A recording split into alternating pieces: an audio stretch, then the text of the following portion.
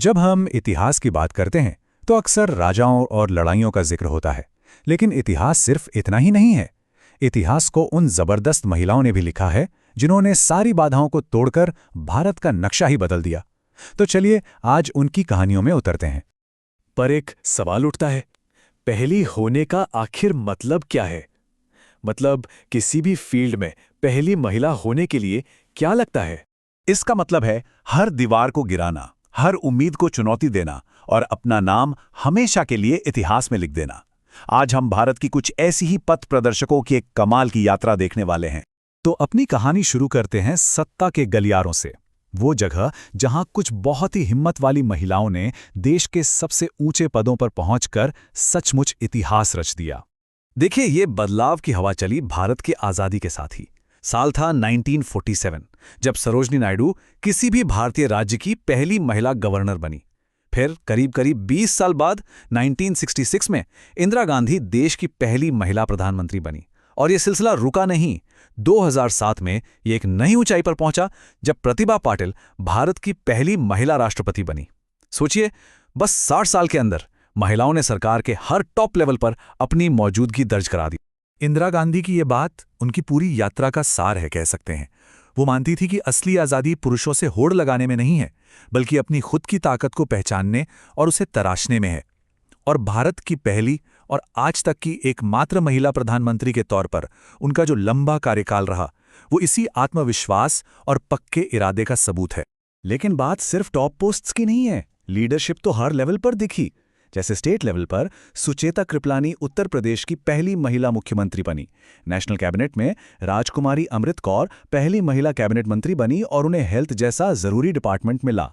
और तो और पार्लियामेंट में मीरा कुमार 15वीं लोकसभा की पहली महिला स्पीकर बनी। इन सबने मिलकर यह साबित कर दिया कि लीडरशिप की कोई बाउंड्री नहीं होती। चलिए अब पॉलिटिक्स से थोड़ा आगे बढ़ते हैं। महिलाओं ने भारत के एडमिनिस्ट्रेशन और कानून के उस ढांचे को भी शेक दिया जिसे अक्सर स्टील फ्रेम कहा जाता है। तो मिलिए भारत के इस स्टील फ्रेम की दो पायनियर से। साल 1951 में अन्ना जॉर्ज ने देश की सबसे बड़ी एडमिनिस्ट्रेटिव सर्विस में एंट्री लेकर इतिहास बना दिया। वो बनी पहली महिला आईएएस ऑफिसर।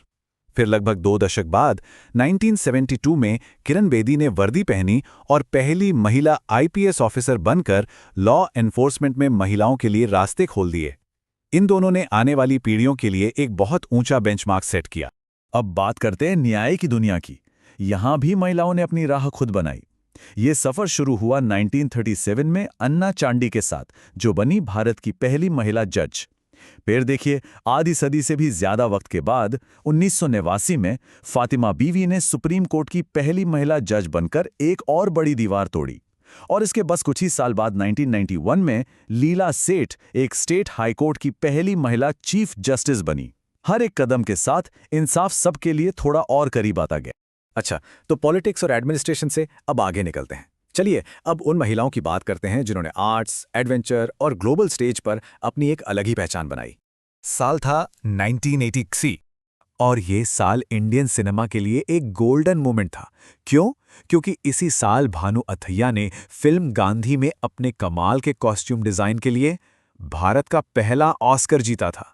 सोचिए, ग्लोबल स्टेज पर इंडियन आर्ट के लिए ये कितना बड़ा सम्मान था। और फिर ठीक अगले ही साल 1984 में भारत ने एक और चोटी फतह की। इस बार बछेंद्री पाल माउंट एवरेस्ट पर चढ़ने वाली पहली भारतीय महिला बनी। और ये सिर्फ पहाड़ पर चढ़ना नहीं था, ये इंसान की जिद, उसकी हिम्मत और कभी ना हार मानने वाले जज्बे की मिसाल थी। और ऐसा नहीं है कि टैलेंट सिर्फ देश में ही सराहा गया। भारतीय महिलाओं की प्रतिभा को तो पूरी दुनिया ने माना। देखिए ना, 1979 में मदर टेरेसा को उनकी मेंशलिक की सेवा के लिए नोबेल पीस प्राइज मिला। म्यूजिक की दुनिया में एमएस सुब्बुलक्ष्मी 1998 में भारत रत्न पाने वाली पहली म्यूजिशियन बनी। लिटरेचर में आशापूर्णा देवी ने 1976 में ज्ञानपीठ अवार्ड जीता। और पब्लिक सर्विस के लिए किरण बेदी को 1994 में रेमन मैग्सेसे अवार्ड मिला। ये सिर्फ पर्सनल अवार्ड्स नहीं थे, ये तो ग्लोबल स्टेज पर भारतीय महिलाओं के एक्सीलेंस का स्टैम्प थे। अब आते हैं स्पोर्ट्स की दुनिया पर।